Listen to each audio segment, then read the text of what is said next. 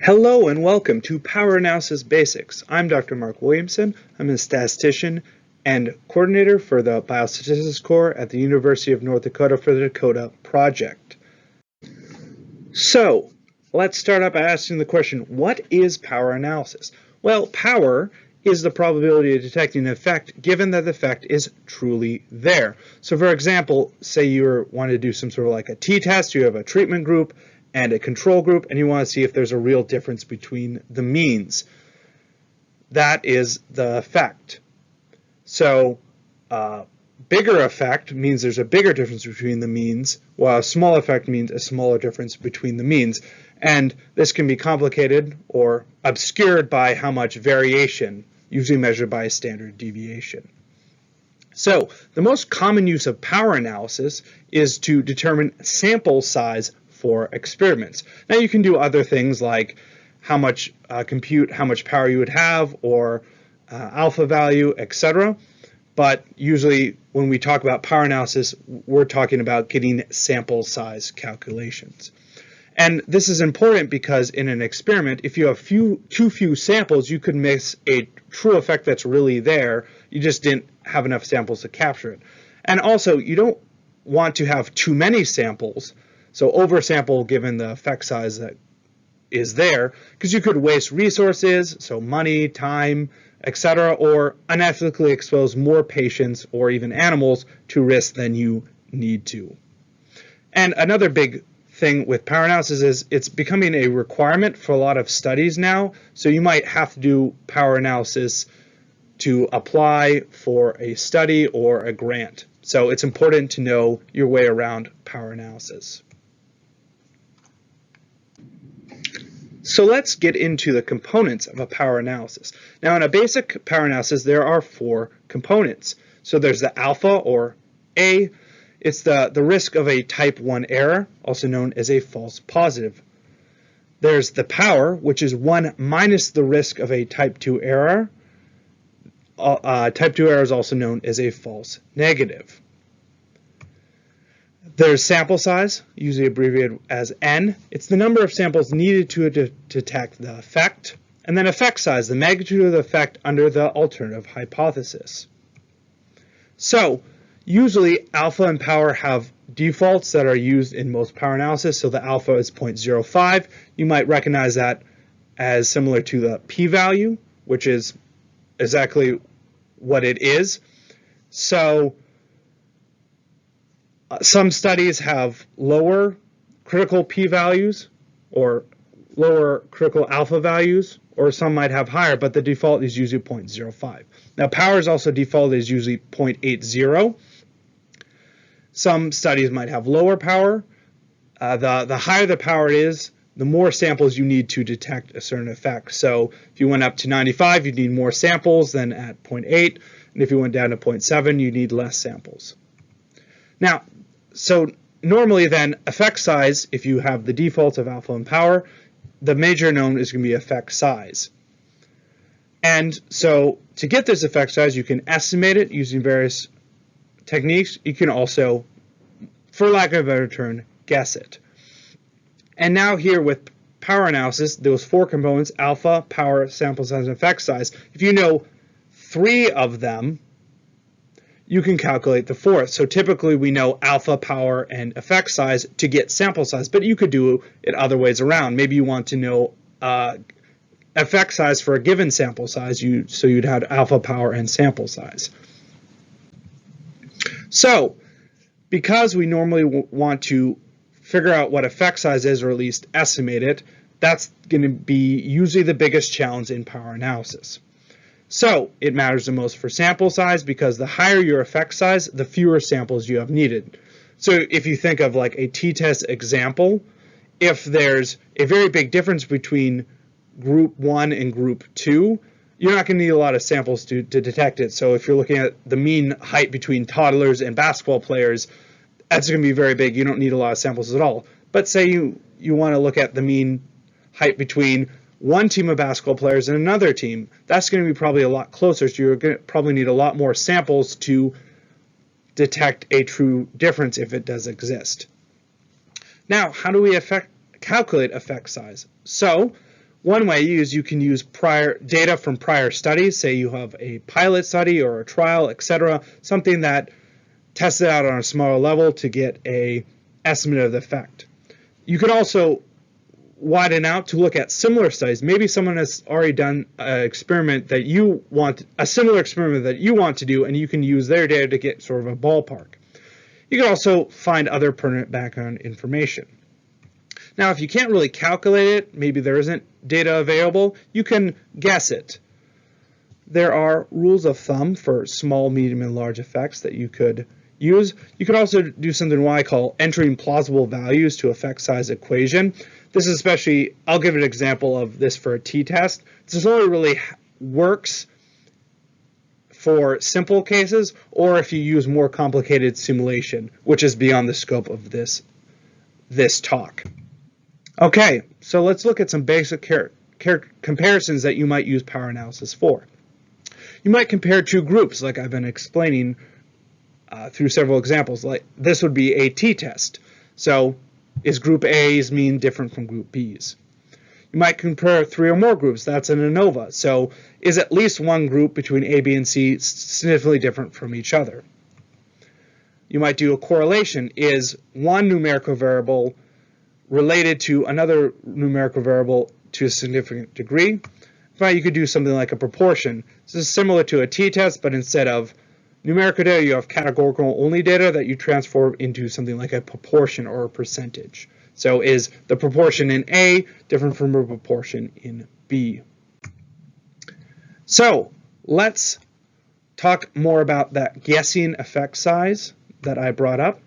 So again, there are rule of thumb values for small, medium, and large. Here are just three examples of three most common effect size tests: the t-test, ANOVA, and correlation. You can see here for different tests, what constitutes as small, medium, large will differ. So you can't just plug in one value and expect it to be mean the same thing in different tests. So you can certainly look up the rule of thumb and apply it to your study. However, I also like to use plausible equation values. So for example, in a t-test, you can plug in what you might think that your means might be. So for example, say you have a study and you expect a twofold difference between treatment and control. And you think the standard deviation is going to be fairly large, maybe 1/2 of the lower mean or the higher mean. So then you could actually take the equation for Cohen's d, which is pretty simple: one mean minus the other mean, and then you divide by standard deviation. So plug in those values that I sort of plausibly came up with to get a Cohen's d of 1, so effect size of 1. So that's larger than the ballpark, but hey, there we go. Okay, if you want to be a little more precise, get a better estimate of effect size from sort of previous data, you can calculate it. So the best would be if you had some raw data. Say here you had a pilot study of your treatment and control. Here's the values. You get means of the two, so 6 minus 3.5, standard deviation 2 versus 1.9, and then you can plug that into whatever tool you use, and that'll give you your sample size.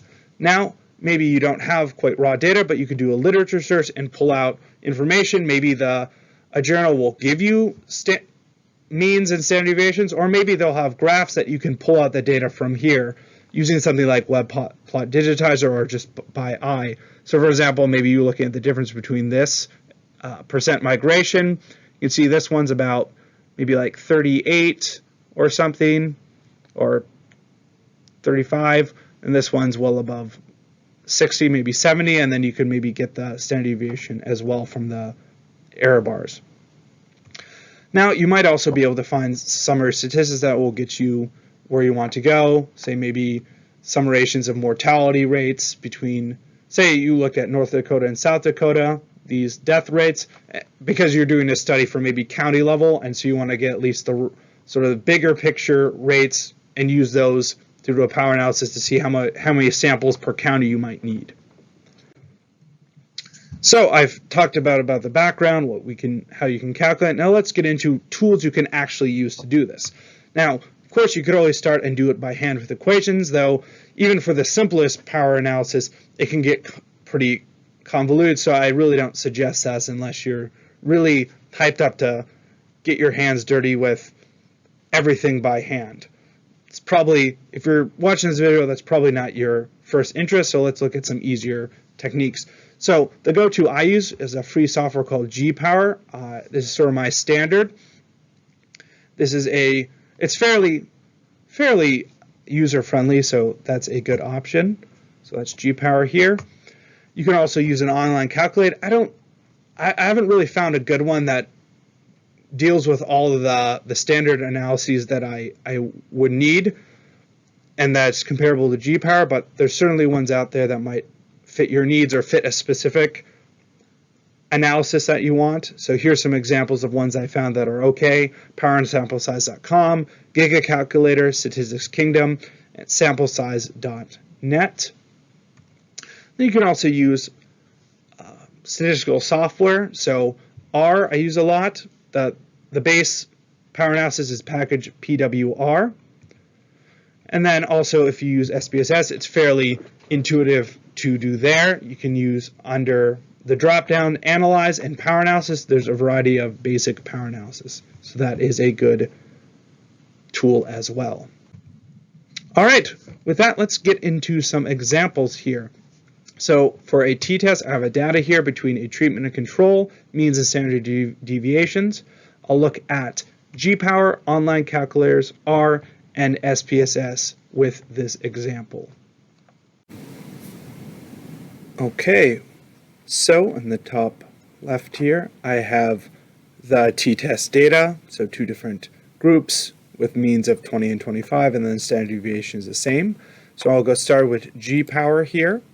So there's a lot of different options. We're going to be in the t-test, and it's going to be the difference between two independent means, two groups. Now there's different types of power analysis. We're just going to be doing a priori, which is compute required sample size. Now for all these, I'm going to do a two-tailed test if that's an option. And for effect size, I'm going to determine that using these means and standard deviation. So 20, 25, and then these are each going to be 10. There's also an option to do it when they're not equal to each other, and then you just do a pooled standard deviation. But we're going to do them equal to each other as the null hypothesis. So this gives us an effect size of 0.5. We'll calculate that. That will go over here. We also want to make sure our alpha and our power are set to the default, so 0.05 is good, but we're going to change this to 0.80, and the allocation ratio means are the group size equal? So we're going to say yes, so that's just going to be 1. Calculate that, and that gives us a total sample size of 128, or 64 per group. And now we calculated the effect size ourselves. If we wanted to just guess, the nice thing about G-Power is if you hover over, it usually will give you the conventions for small, medium, and large effect size. So we see here that our effect size is medium. Okay, we've done G-Power. Now let's switch over to a online calculator. So I'm using PowerAndSampleSize.com. So we're going to do a two-sample, two-sided equality. So we're going to ignore this. So we want to make sure our power and type 1 error rate is good. So again, we want to go to 20, 25, and then standard deviation is 10, sample ratio is 1. Calculate, and that gives us 63 per group. So it was a little bit smaller than G-Power, which was 64, but in the same ballpark. I'm not sure exactly what this calculator is doing under the hood, but that looks close enough. All right, let's move on and do some RStudio, or I'm using R, but I'm using specifically RStudio to do the R. So here's the code, here's the output that's going to be here, but here is my code. Let's make this a little...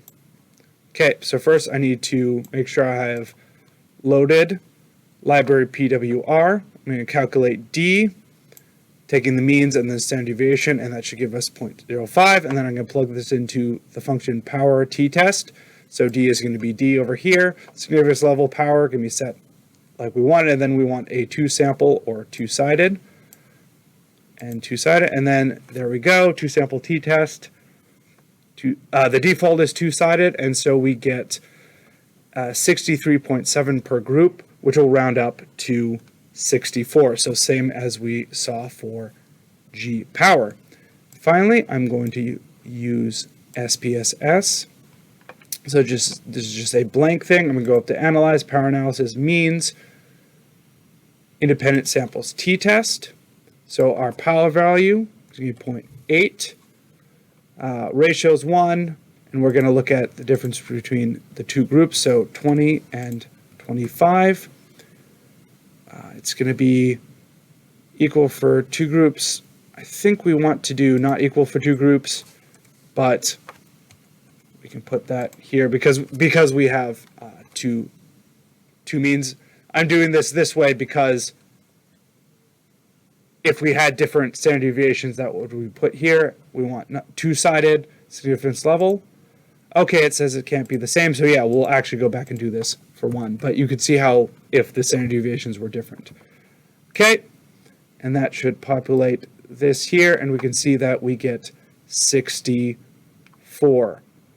So between 63 or 64 per group for each of these analyses. So that kind of tells us that we did this correctly. Yeah, the only one that had 63 was the online calculator. Everything else rounded up to 64. For an ANOVA example, here is the data, both in means and standard deviations, and as well as a sort of standard ANOVA table. You can take a look here at examples 10 and 11 on one of the ways to do effect size, which is eta squared and partial eta squared, which will depend on sums of squares for more information. All right, and then for this, we'll use G-power. I didn't really find a good online calculator from ANOVA, so I'll skip that, but then I'll still do R and SPSS. For ANOVA, we've got two sets of data here. We've got means across 4 groups and standard deviations. That will be useful for some calculations. But then also we have a sort of ANOVA style output table, especially the sum of squares that we'll need for other calculations. So in G-power here, we'll be under F-test. There's a lot of different ANOVAs. We want the simplest one. We're just going to do a one-way ANOVA. Fixed effects omnibus one way. Again, it's a priori. We're going to determine these, make sure the alpha and power should be set at 0.05 and 80. The number of groups, we have A, B, C, and D, so that's going to be 4. And now let's determine the effect size. So there's different ways you can do it from means and variance. So if we wanted to, we could get partial eta squared, but I'm going to do from means here because I have that data. And so we're going to go 8.0, 8.3, 8.5,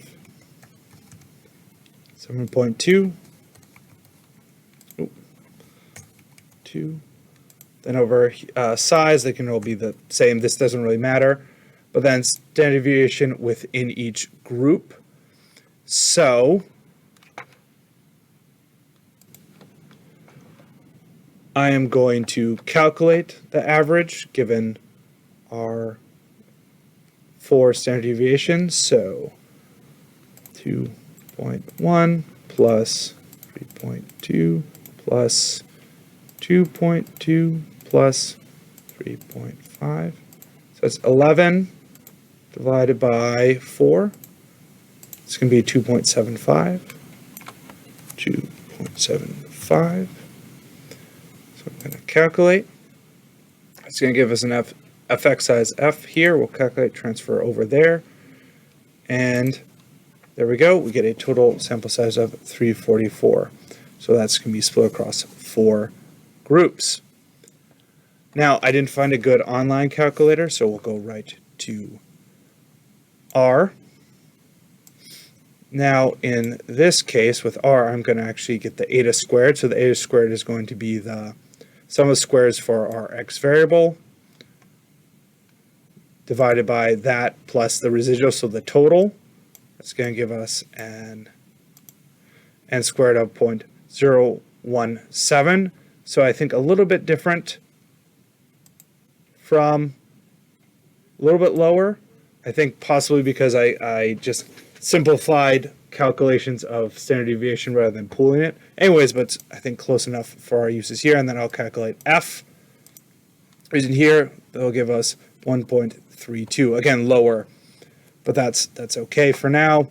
We'll run a power ANOVA test.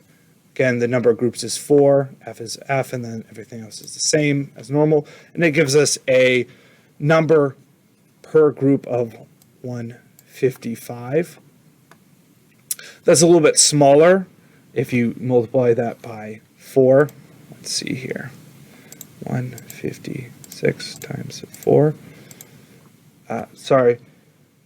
A little the effect size was small, so it needs a larger total sample size. So 624, that's more than 344. However, if we run using our F value that we got from G-Power, that gives us 86. So let's see here. 80 or 87, round up, times 4. That gives us the sort of ballpark. So yeah, it really matters kind of how you calculate things, but we got more or less the same thing depending on which F we used. Okay, and so you can see how it can kind of be tricky to estimate these things, and different programs might give you different outcomes depending on what you put in and what's going on underneath the hood. Okay, so we'll finish up with SAS here. So again, over to means, one-way ANOVA. So our power is going to be 0.80. And in this way, we're going to add our different groups. The weights are all going to be the same because they're going to have the same sizes. They're all going to net out equally. So 8, 8.3 again, 8.5, and 7.2. Again, that pooled standard deviation, we're going to just do the simple sort of average that we got earlier. That was at what, 2.75. Students level, everything looks good. We'll run that, and yeah, we get a total sample size of 344, just like we did for G-Power. Okay, so when you enter in the actual means, it does something, and it might be slightly different from using partial eta squared. For a correlation example, data here is just the correlation between a alternative hypothesis of 0.25 and the null of 0. Methods, I'll do G-Power, online calculator, R, and SPSS again. For correlation in G-Power, we're going to be under the exact test family and the bivariate normal model. So we want two tails, because we're just default into that. Each time, again, set alpha and power to the defaults. And then our H0 correlation is 0. And then our proportion for H1 is going to be 0.25. So let's make sure that's correct. Of course, don't really need to determine that because we have the values here. We calculate, so this is going to be a total sample size of 123. Let's see what that looks like in other tools. I'm going to use samplesize.net for this because they have a pretty easy one here. Same sort of formula I want. So the two-tailed. So this is a little bit different. This isn't actually power, this is beta. Remember, power is 1 minus beta, so to get a power of 0.80, we need a beta of 20. And then our R, our expected correlation coefficient, is going to be 0.25 over the null of 0. It's going to calculate, and you see down here, it's nice because it kind of gives some information, and then the calculations, which is, again, 1, 2, 3. Now, to do the same sort of thing in R, pull that up. We're going to do power R test. R is going to be 0.025. Significance in power, default. We'll run that. We have it out here. And again, the N is 122, round up, so 1, 2, 3. There we go. On a roll here. Finalize in SPSS. Power analysis, it's going to be correlation, Pearson product moment, power of 8.8, Pearson correlation parameter, that's going to be 0.25. The null is 0, that's H0. And then we can use bias correction. Yep, we want two-sided significance level. That's going to give us, again, 1, 2, 3. So the nice thing about some of these simpler tests, you can pretty easily recreate each of these when there's not a lot of options. Things like ANOVA, especially repeated measures ANOVA, it can get pretty tricky, but these basic things, really, it doesn't matter what you select, you should be able to get the right answer pretty easily and correlate with or corresponding answers with other software. Finally here, got proportion example. Data here is proportions between a treatment and control of 0.5 or 50% and 0.8 or 80%. And again, G-Power, online calculator, R, and SPSS. I have my two proportions, 0.5 and 0.8. In G-Power, it will be under the z-test family. Proportions, difference between two independent proportions, two-tailed as always. So a proportion, it really doesn't matter which way you put it in here, whether one's proportion 1 or 2, but I'm going to put it 0.5, 0.8 here. Again, set these here, and just like we saw in the t-test, these could have unequal group sizes, but the default would be 1, that the same group sizes in each group. So we'll calculate that, and we get a total sample size of 78. So 39 per group. To look at this with an online calculator, I'm using Statistics Kingdom.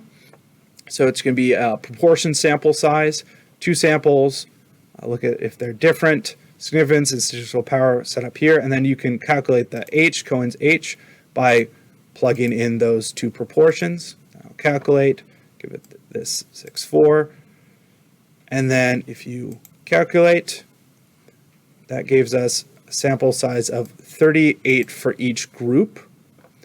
We see that that's a little bit lower. It's 1 lower than G-Power's 39. So again, we see the online calculations going a little bit lower, but that's close enough that I think we got what we wanted here. Now, if we go and do this in R, we're going to calculate H using this equation here. So it's 2 times the arc sine of square root of one proportion and the other proportion. So I took the bigger one here, so this would be positive.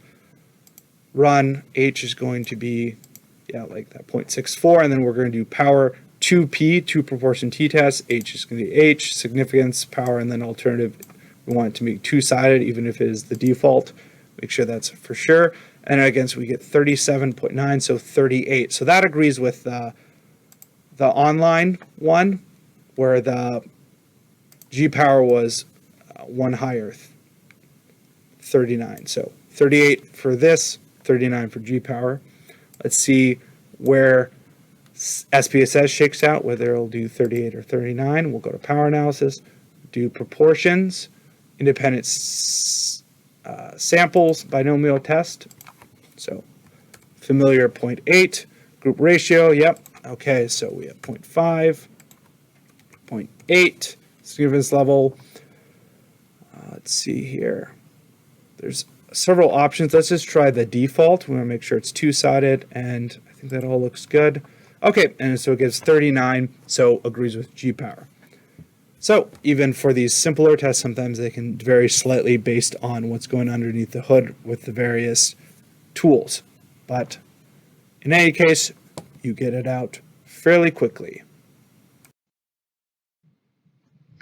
Okay, we went through some basic examples. Hopefully that was helpful. Let's talk about some additional designs that you might see or need. Of course, we just did a 2-sample t-test. You could also do a 1-sample or paired t-test, and those often have specific options, though the underlying basics is pretty much the same.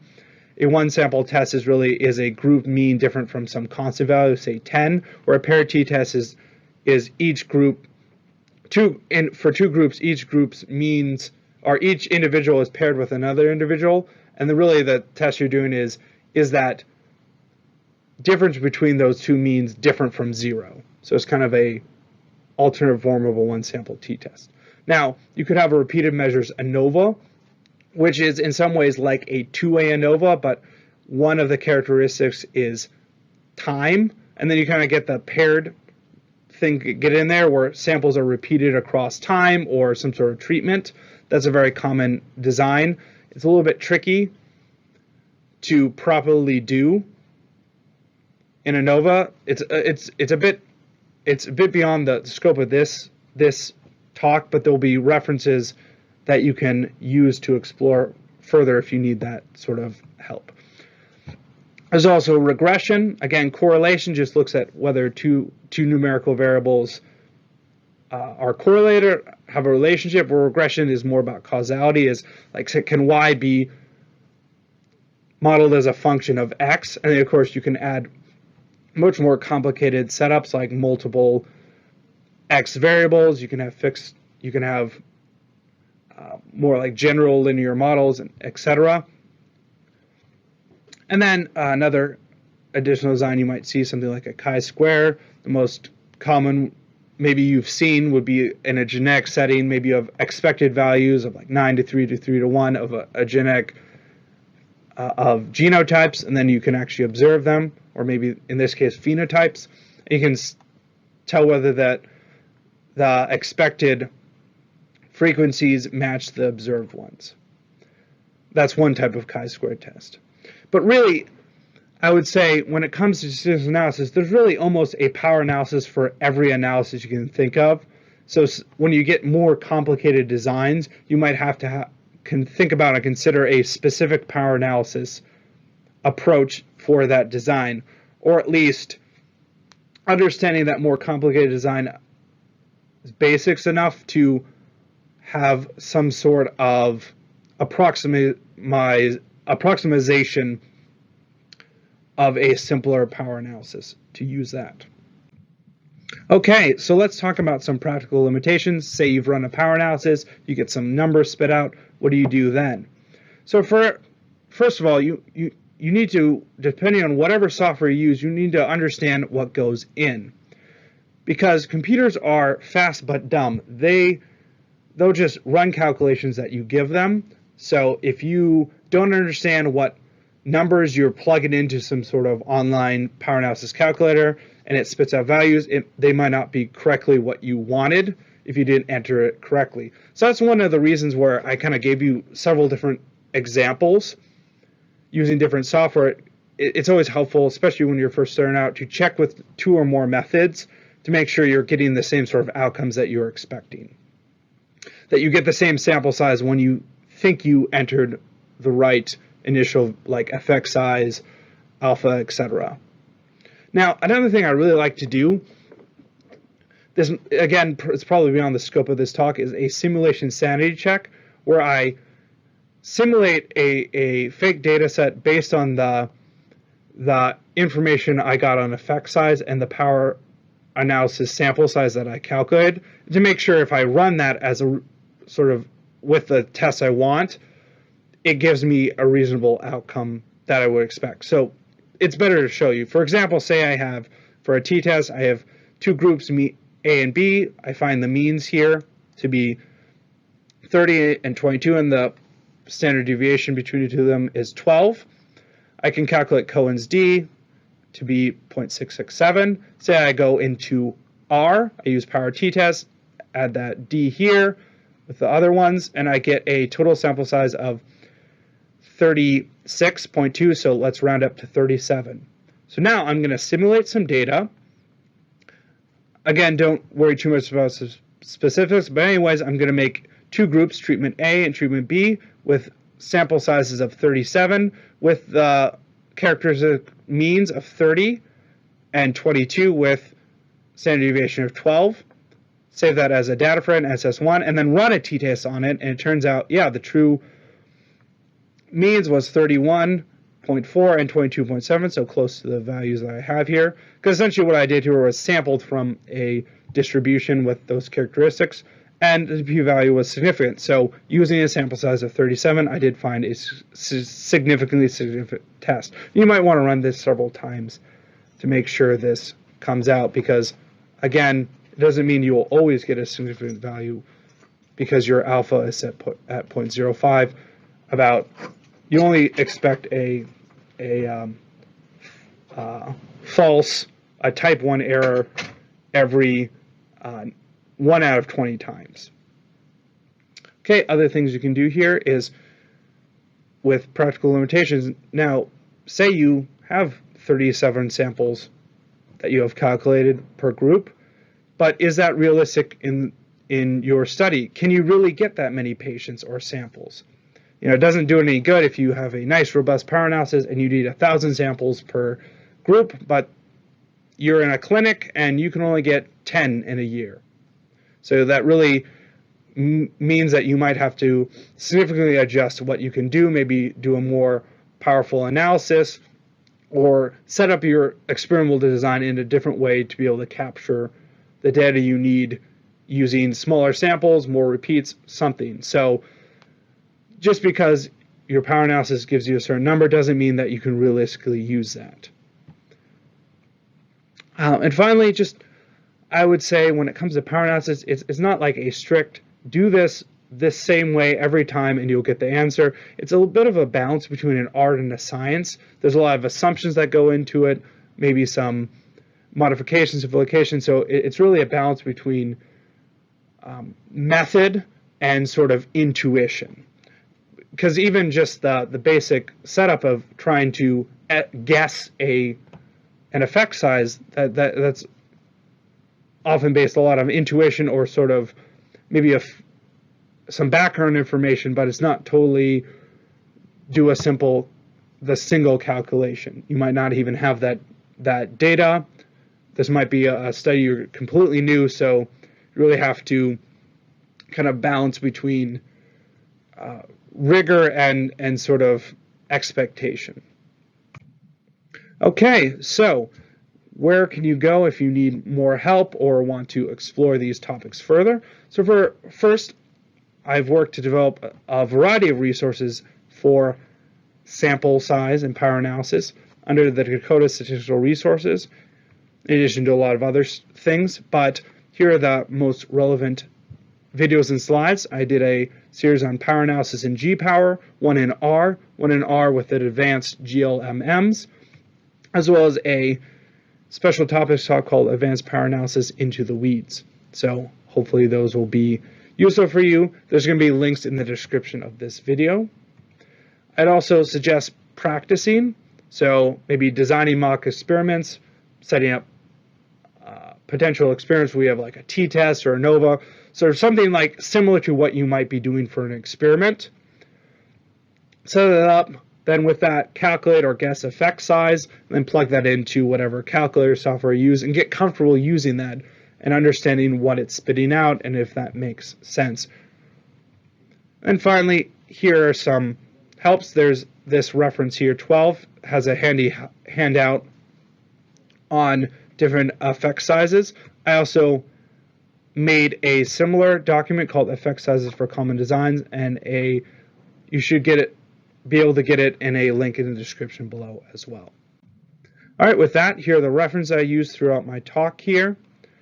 And I'm part of Dakota Community Collaborative and Translation Activity. We're supported under the NIH. So if you found this useful, please reference us or acknowledge us for publications or other works. Thanks, and have a great power analysis day.